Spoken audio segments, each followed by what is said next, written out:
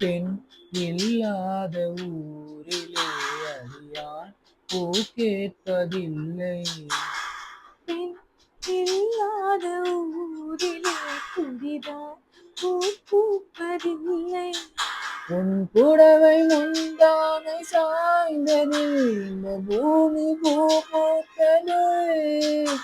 இது கம்பன் பாடாத சிந்தனை உந்தன் காதோடு யார் சொன்னது?